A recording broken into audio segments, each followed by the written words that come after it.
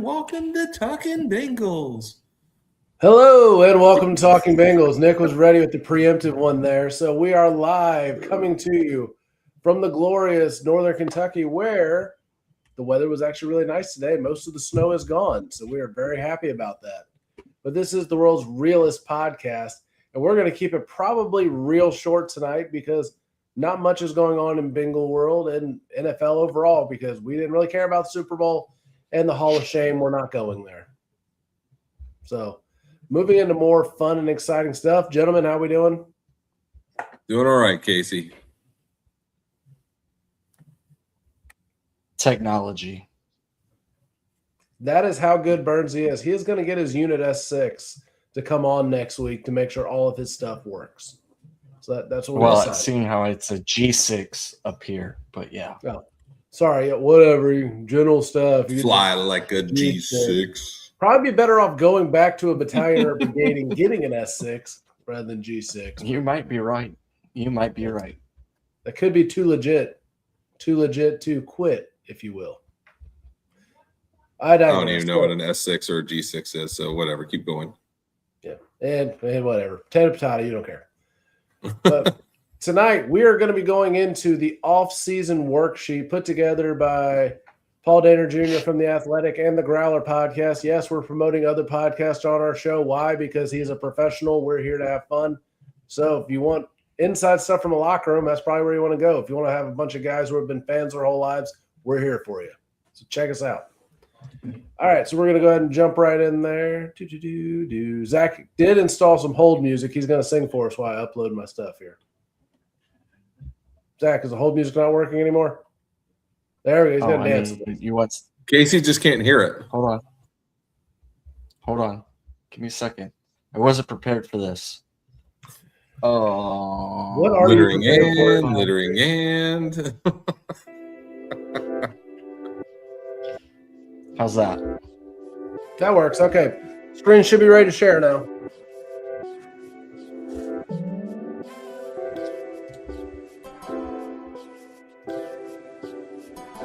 All right. So this being shared on this wonderfully large, huge screen that all of you should hopefully be able to see is the mock off-season worksheet, as I mentioned, from Paul Dehner Jr. at The Athletic. So what you're able to do here, if you haven't messed around with it before, is pick who you want the Bengals to mess with this offseason, who we want to have it updated. This is my sheet, or this is not my sheet. This is going to be Burnsy's sheet first. So Burnsy, go ahead and talk us through your mistakes. Well, seeing how is that I can't see the screen, it's still just the three of us. Yeah, because that's how the kind of night I'm having right now. All right. Nick, can you see the screen? I do have it. Nick, can you at least see the screen? Yeah, I can see the screen. I see Burnsy, it now. can you? All right. Yeah, I see it now. Take it away, Zach. Take it away. All right. So there, no question, QB1 is definitely going to be Joe Burrow. And yes, I'm going to bring back Joe Flacco to be the backup quarterback. And yes, I understand that that's going to be $4 million. I'm also going to extend Chase Brown for an additional $2 million. Okay. Taj Brooks as RB2. There were some other valuable options out there. And I know that Casey probably hates me for going to Taj Brooks so soon. But I think that we can spend more money on defense if we just go ahead and default to Taj Brooks. Can he block? That's the I'm not sure about. Can he block? What? Yeah, that's what you need from the RB2. Can he block? I thought you said can he block. I was like, is that a guy that I'm not aware of? Yeah, can he block? Out of Auburn or somewhere. I don't know. Yeah, you know, Kenny, that guy. The Kenny out of Left Out University.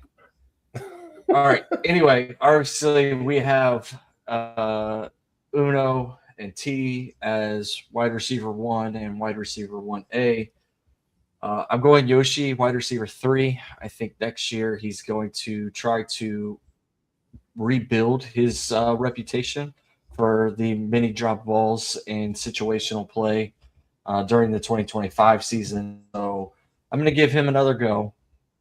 I think we're going to go Mike Gesicki at tight end 1. I'll talk Drew Sample later. I'm keeping pretty much everybody in the O-line again. I'm extending Dalton Risner, however you want to say his last name. I've heard it every other way at this point. For $4 million. Jalen Rivers obviously being he should be the interior line option, but he's versatile. Maybe he can be outside tackle too. And then interior offensive line, we could probably get a bargain replacement somewhere. Lucas Patrick could probably fill that role again, but I'm not. I didn't see enough of him on the field in 2025 to really make a determination of whether he'd be willing, to bring him back or not. So there's my offensive side. Defensive side, I'm going completely off the rails here. Miles Murphy, Shamar Stewart.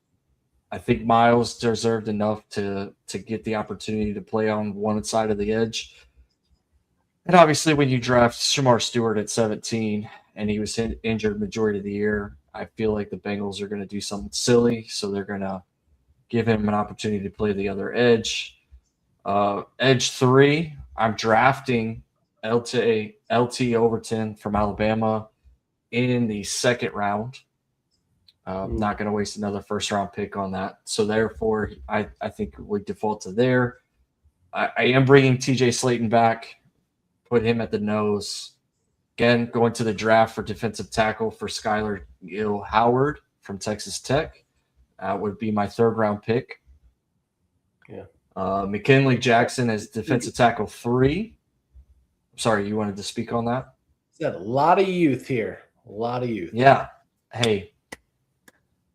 He did give me a whole lot of options to work with here as far as that stuff goes. Demetrius Knight Jr., Barrett Carter, probably going to get a lot of reps again at linebacker. But again, I'm drafting a lot of the linebacker out of Alabama and Justin Jefferson. I liked what I saw out of him over the last few years at Alabama. And so I've been vouching for bring that Justin Jefferson in, not to be confused with Justin Jefferson in Minnesota, also best friends with Joe and Jamar and T. Yeah, really like that as well. I'm extending DJ Turner. I'm extending Dax Hill. I'm going to go Jalen Davis. I liked what I saw from him in 2025. He's been around for a while. I think he can play the slot pretty well. But yeah, and then again, if we go to a dime package, I'm going D'Angelo Pons. He was my compensatory pick for Trey Hendrickson in the third round. Should we tag and trade him or not bring him back at all? And then obviously Caleb Downs being the 10th pick in the draft, being safety 1, and then Jordan Battle being safety 2. No changes, special teams. My cuts, again, your options were kind of booty. So I only went 3. So I'm cutting BJ Hill, I'm cutting Cody Ford, and I'm cutting Orion Burks. And then I'm hopefully, Joe decides he's going to restructure his deal. And then my overall goal is I would tag and trade Trey Hendrickson. So if we can say anything about Zach's philosophy, it's let the kids play. Yeah. Absolutely. I mean, that's pretty much what the Bengals are hoping to do anyway. At least that's the feeling I got for 25 and what's probably going to happen in 26. So probably the most conservative thing that I could come up with. Nick, any thoughts on Zach's strategy? Yeah, really obviously he really likes Caleb Downs. I don't think that Caleb Downs is going to be there. Probably not. I just, unfortunately, I don't believe that that's going to be something that we're going to be able to essentially have. At the end of the day, I think that there's a good opportunity potentially for us to pick up some players, on free agency that are going to be able to pick up what we would potentially get from that. But at the end of the day, Who knows?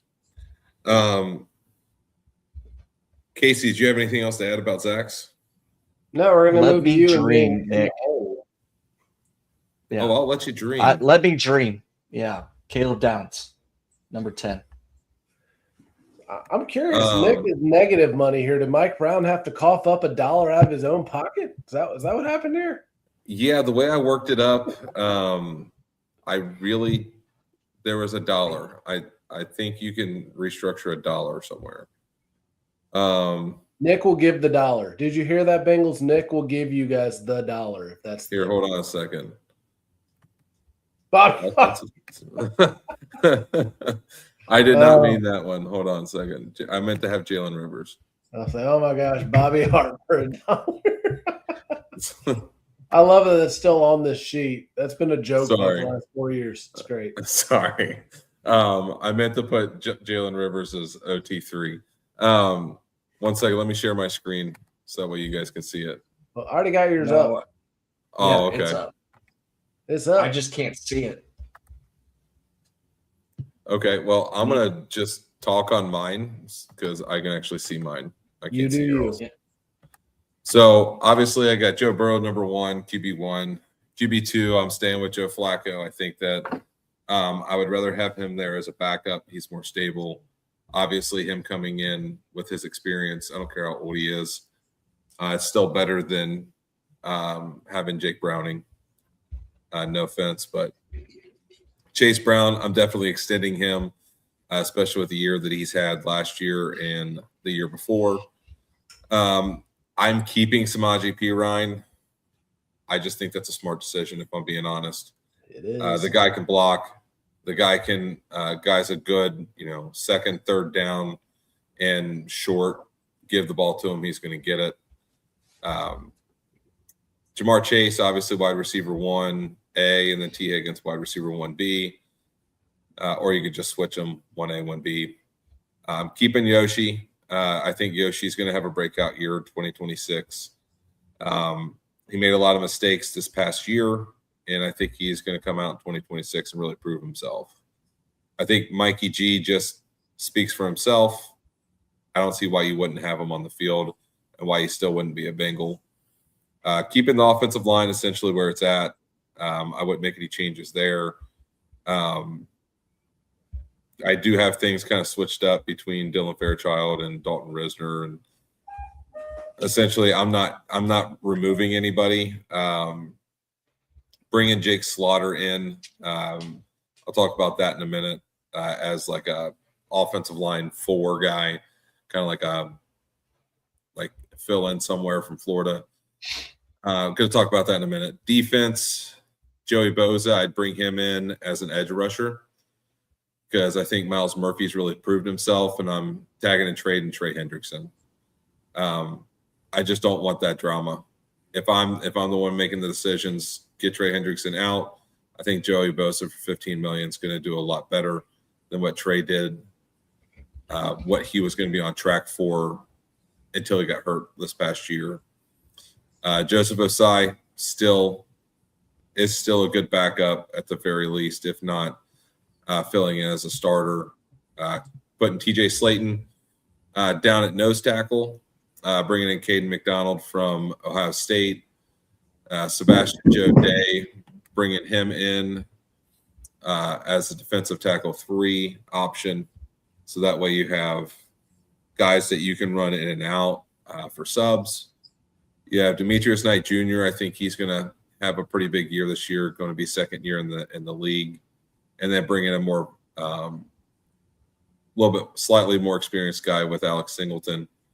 And then having Joe Giles Harris as a backup where he's been for a while. I think DJ Turner speaks for himself at QB or at CB1. You got Dax Hill extending him. I think those two are pretty self-explanatory. I'm drafting D'Angelo Pons. I don't know how I don't care how you got to do it. I would draft him. I'd even draft him higher than 3rd or 4th round, which I'll talk about in a sec. Chidobe, just Awuzie. Cheeto. Cheeto, bringing him back as like a if not a backup, at least like if not a starter, at least having him as a backup. So that way you can get at least fresh legs, fresh eyes.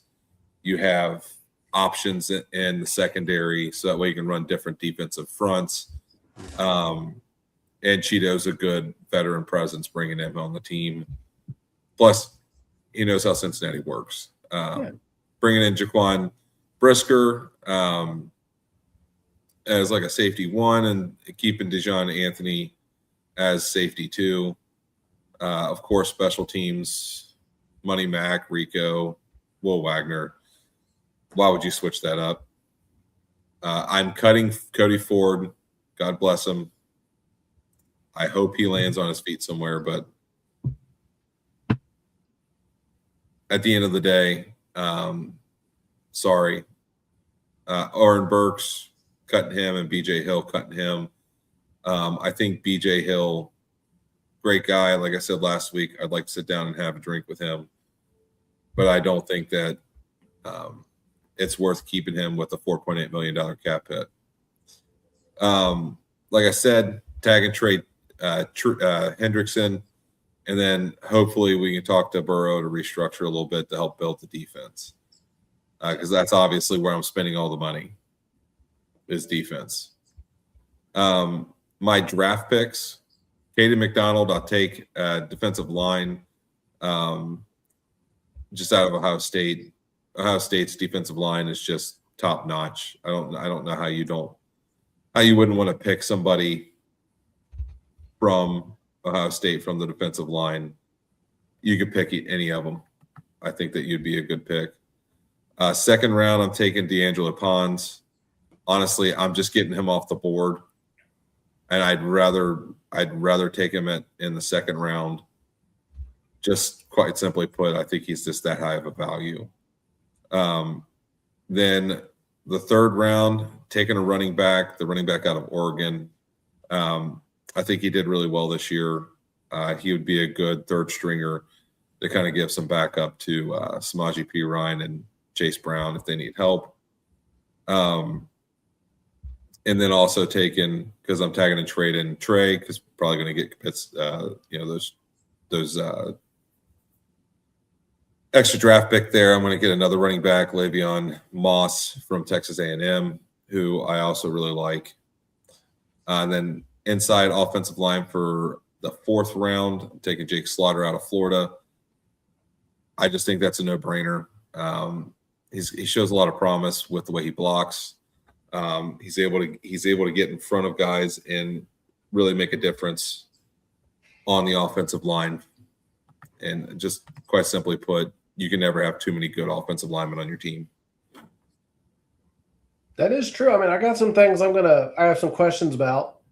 First off, when I brought Cheeto up in the group chat, you're like, no, I don't want him back. And then he just throws him on his board here. Like, dang, that was a sneaky move there, Nicholas. Sneaky move. I had to think about it.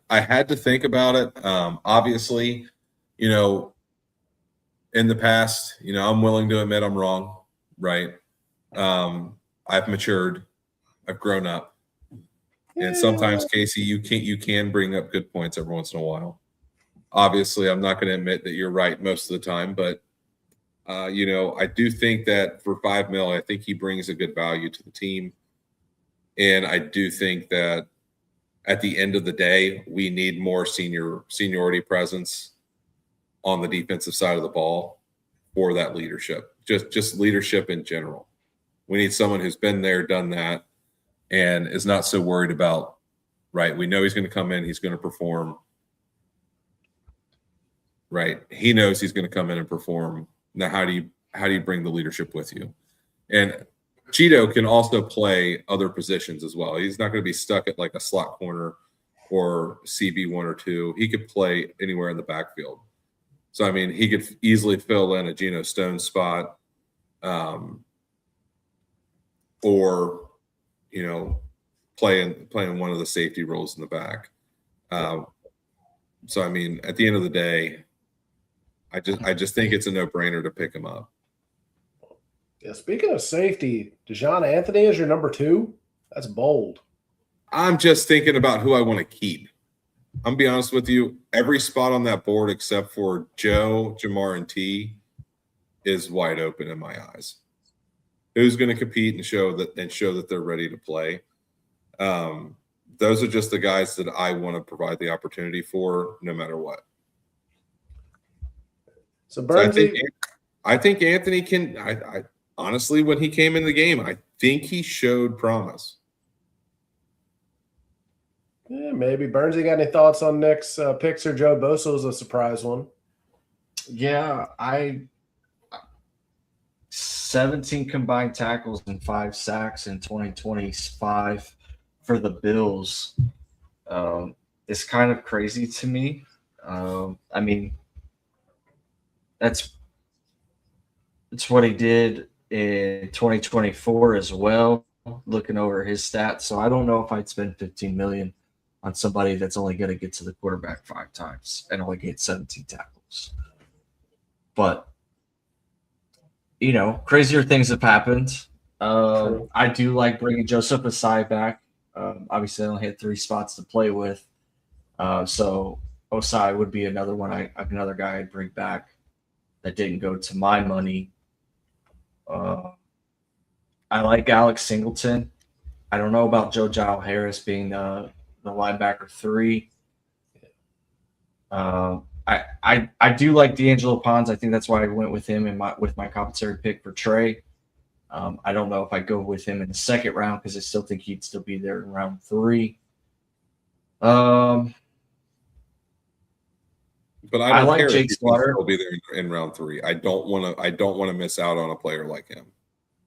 No, so I think the energy and the immediate leadership impact is more important than missing out on anybody else that's in the draft at that point, because you need that on defense. The Bengals need it on defense. No, I 100% agree with you. I'm not there. I do have one question for you. You're going to extend Dax, but not extend DJ Turner. Can you explain? Did I have the option to extend DJ? Yeah. Yes. I didn't know that. So,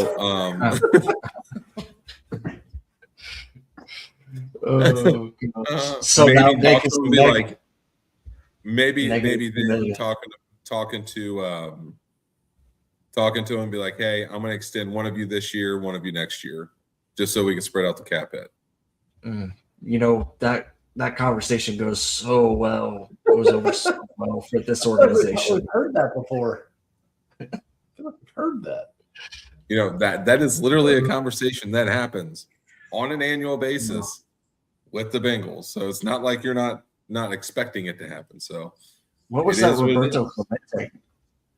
You got Roberto Clemente? No, it's actually not Roberto Clemente. That was an Oakland guy who was randomly on my Facebook. I don't know why. It was Dave Winfield. There we go. Dave Winfield was on there. Anyway, back to live action here, talking about the only person who lives in reality on this show. Joe's not restructuring this year, I don't feel like. I don't think that's going to happen. Joe's your QB1. Jimmy Garoppolo's your QB2 because Flacco's not going to sign. He wants to play if he's going to be on a team. So he's going to wait till somebody gets hurt, and then he can be brought in as a starter, have a lot of fun, and then he'll be good to go. Chase Brown, I didn't extend him this year just because I don't think they will. I think they're going to make him wait one more year because that's what Duke Tobin loves to do. Samaje Perine is back at my number 2 running back. There's no other options in wide receiver 3, in my opinion. I really don't think there is. So Yoshi, he's the default wide receiver 3 because I don't want to waste a draft pick on a receiver. So nobody else on the roster is really good enough to take over where Yoshi is. Eric All, I am going bold with that one. I have faith that young man is going to be back. He is going to be an all-around tight end. So Eric All, I got faith in you. Offensive line, no real changes to, the main people there. The number 3 offensive tackle, swing tackle, is a draft pick. So, I mean, that's a second round, but we need somebody that's going to be able to replace Orlando Brown. That's why I went with the second round pick as the offensive tackle.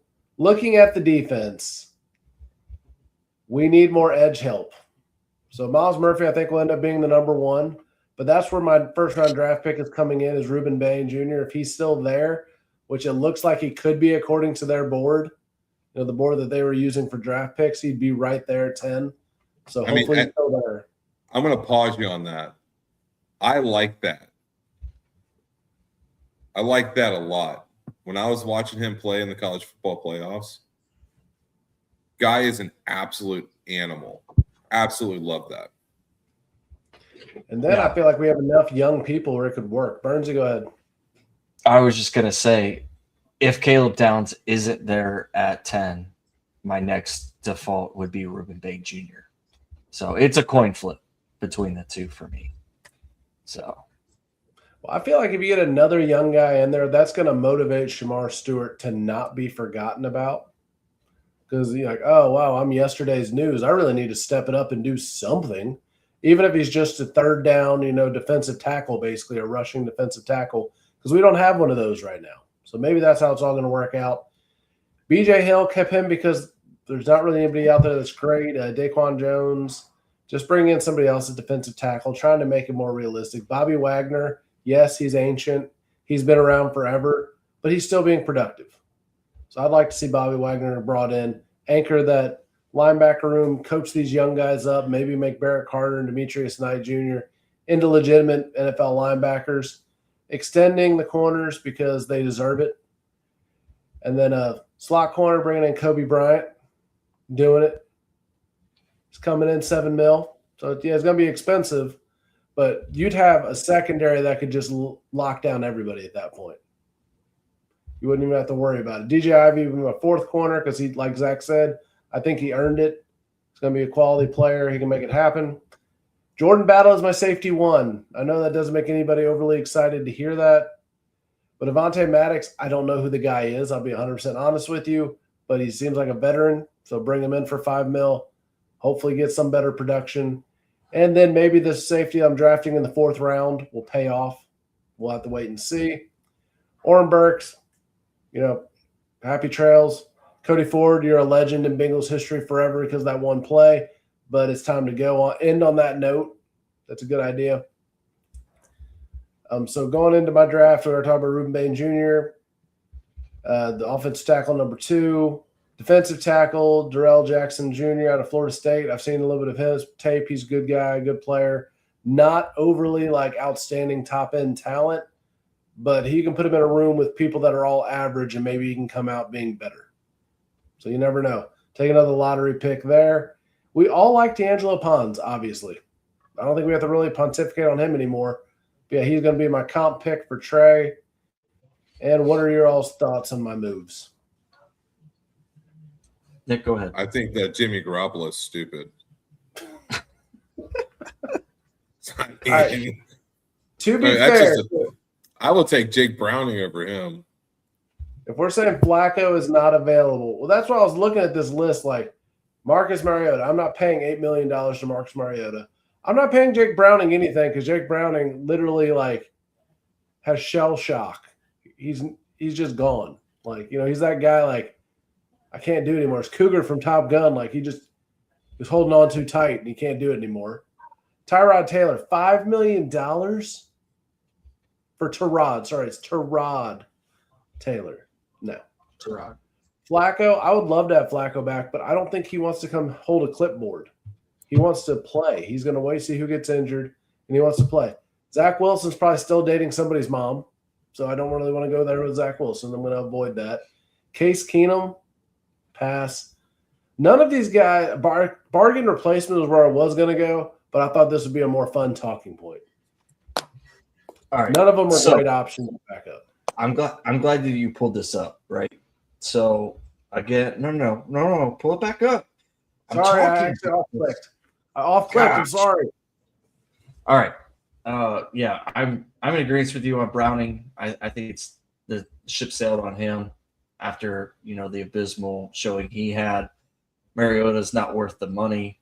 I mean, he's a solid backup, but I just don't think he's worth the money. Tyrod, $5 million is a little expensive and excessive in my opinion. Zach Wilson would be interesting. I think that would be very interesting for some of these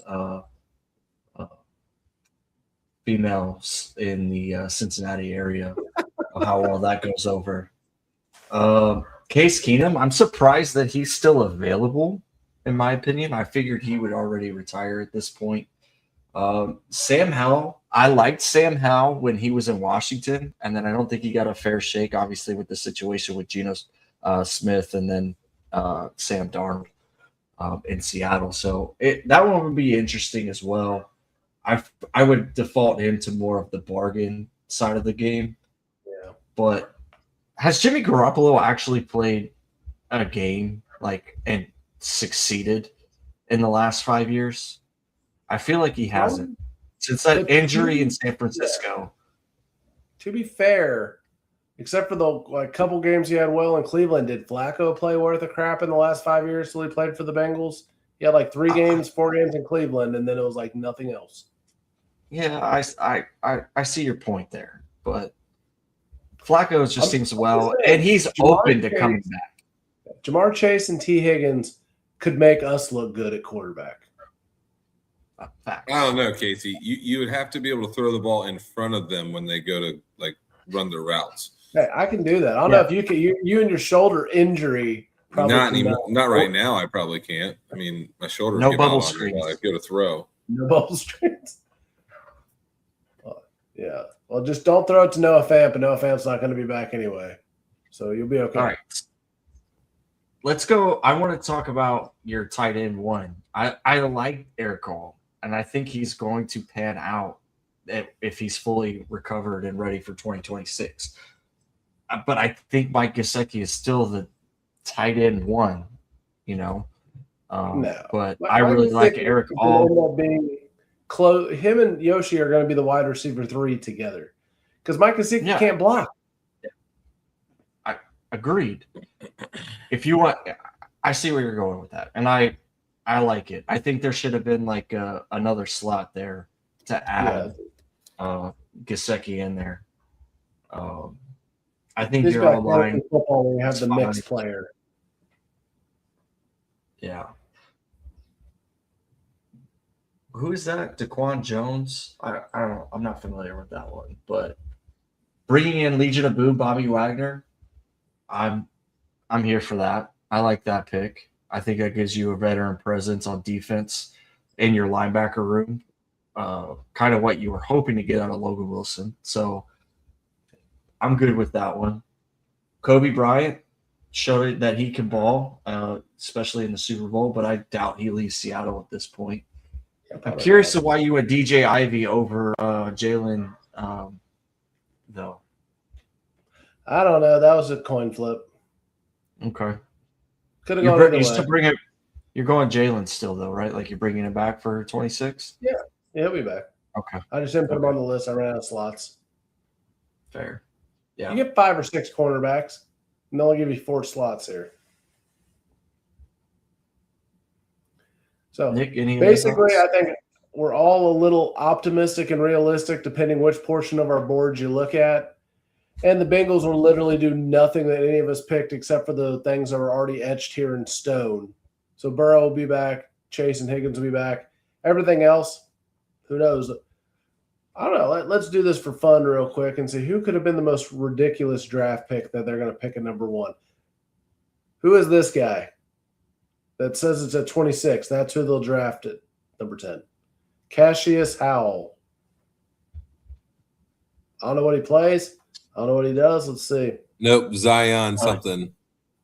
He plays edge, and he played it to the other side of Shamar Stewart. So, yep, that's who they're going to draft at number 10. The guy who could have gone in the second round almost. We'll draft him at number 10. Be like, this is our guy. He's a physical freak. Absolute freak. Falk from Auburn would be pretty crazy too at 10. Yeah, they're going to just do something somehow they're going to bingle this. Who else would be another person they could do that with? Basically, anybody with the numbers that are not 10 or 7 or lower. They're going to bring in this guy. Zion Young. They're going to bring him. Yes, this guy. That's who we want. This guy. You could have got him in the 3rd round almost. No, we need him now. Nope. They're all taking him.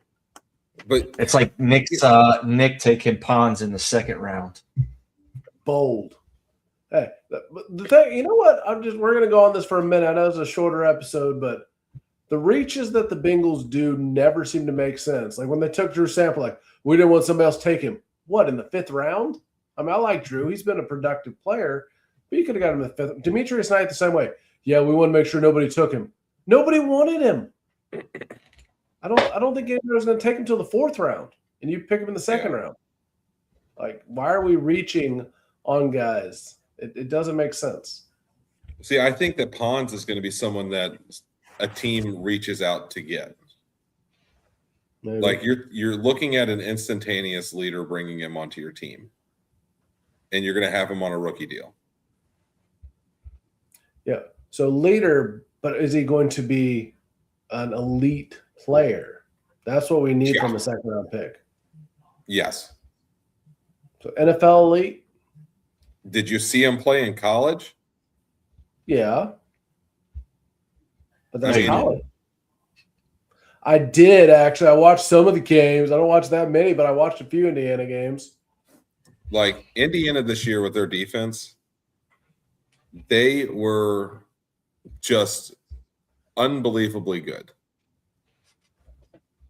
Like one of the best college defenses that I remember ever watching.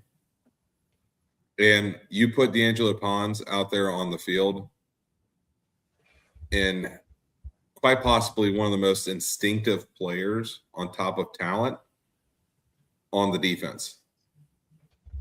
On the number 1 defense in college football? And he's one of the most instinctive and athletically gifted players that was on the defense. I don't think that when you put a D'Angelo Pons on any team, I don't think that anybody would not start him in the NFL. Well, I mean, if we get him, I hope you're 100% right. But, I mean, that's the thing. Like, we're going to fall in love with all these prospects. You're like, oh, this guy, that guy, this guy. And then we end up with Shamar Stewart, which literally, I don't even think we talked about Shamar Stewart last year. I didn't even know Shamar Stewart was even, like, on the board. Yeah, it was just one of those, you're like, I don't even know who this guy is. That's what scares you, because at this point, you don't trust him. And we'll do a breakdowns, over the next few weeks, looking at how drafts have played out, what drafts we need to, take a step back and be like, maybe it wasn't as bad as we thought because some people finally figured it out after 3 or 4 years. But that's kind of where we're at. I mean, I don't got a whole lot else to talk about. What do you guys got? Casey, I think you should do our off-season topic this week. Oh, man. Of course, you picked the week I'm just totally drained and zoned out. So off-season topic. Pitchers and catchers reported today or yesterday. Whatever day of the week it is. I don't know where I am. I'm just here. So that's not really an all-season topic. No, I'm going you into just saying something. That was me saying something. The topic is, what is your favorite part of spring training baseball? Because most of it is not that exciting. You're excited at first, then you're not. But what's your favorite part of spring training baseball? My favorite part is hearing the catcher's mitt pop again. I like it. Like just hearing the catcher's mitt pop and hearing the wood bat crack again. I mean, it's magnificent. The only thing that was better than that was hearing my babies cry when they first came out. Yeah, that is true. It is it lets you know that summer is almost here. So, no, like it. Zach, what do you got with that? I think it's a good pick. I think it's just the smell of the grass, getting out. You get a little bit more warmer weather. Not what we're experiencing right now with this fake spring in the middle of February. Oh, spring. If you didn't know where we were in the calendar map, we are in the fake or fall spring part 1 right now. And so that's probably my favorite thing when it comes to like the start of spring training. Obviously getting to watch baseball again is always is up there. Get to see some of the young prospects too, it's always fun to see some of these top 100 guys or your top 30 guys in your farm get some reps and see how they would compete. One thing I don't like about spring training is the double headers where you have a team A and a team B, but yet it's starters over here for your one roster that you would have on your everyday roster, and then they're also playing with the other guys. And I'm just like, just build your roster the way you want them to play. Let them play there. Let your top prospects play in the other one, or your bench guys play in that one so they're getting reps. Don't do this blend thing where like you've got elite players like Ellie, or the back of the day it was Votto and Phillips were playing with these guys, and then you had Bruce and who Mike Leake throwing over here. Like it just didn't make sense to me. I don't like those. And I'd say my favorite thing with spring training is I watched the first spring training game, and then I pretty much don't watch any other spring training games till maybe the last one or two. Because, like you said, it's a lot of split squad. It's weird. They're not really trying hard. But I feel like that first game, everybody's excited. You can feel the excitement from the players. Everybody's ready to play again. And it's just fun. So, I mean, that's what I'm trying to find is some optimism from the fact that baseball is back. Not 100% back, but it's back. And football season tore our heart out, stomped on it, lit it on fire, ran over it again. And baseball may do the same thing, but even when the Reds are terrible, it doesn't hurt as bad as when the Bengals are terrible because there's another game the next day. And unless they're on like a 20-game losing streak, they might win the next night. Where the Bengals is like, well, they lost on Sunday. We gotta wait till next Sunday. Well, they lost again. Now it's 2 weeks.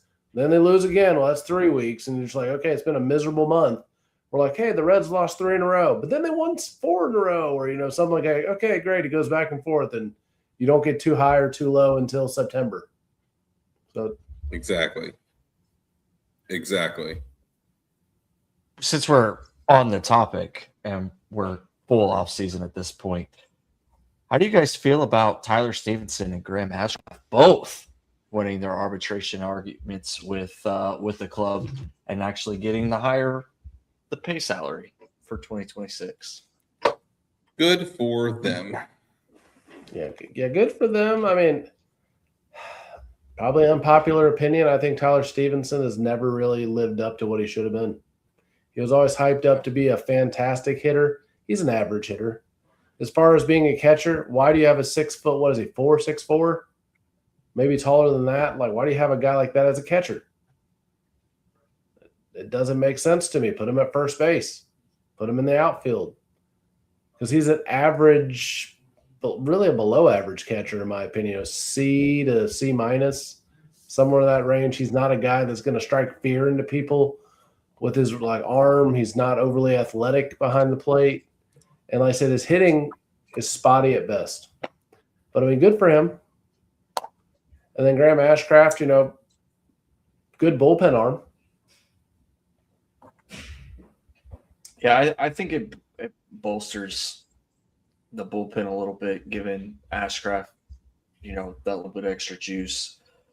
And then for Stevenson, I was always high on Tyler Stevenson. I thought he was going to be a lot more as a catcher. And then they started working him out the later Votto years, at first base. And I was like, oh, maybe this is going to work out. And now it's catcher DH. Okay, what are you going to do? Like, do you want him to play the field? I don't think he played a bad game at first base when those games that he was filling in for Votto in those later years. So I think if he could stay off the injury list, I think he can actually have a productive 2026. Perhaps. Well, I think with that, we're ready to wrap this one up, boys. So who wants to go first on closing thoughts? I'll start it. We can speculate all day long about what we think the Bengals will do. And I think Casey touched on this just briefly. They will do nothing that we would want them to do. On the off chance that we actually see Duke Tobin, Mike Brown, and Zach Taylor doing a reasonable, responsible, good draft,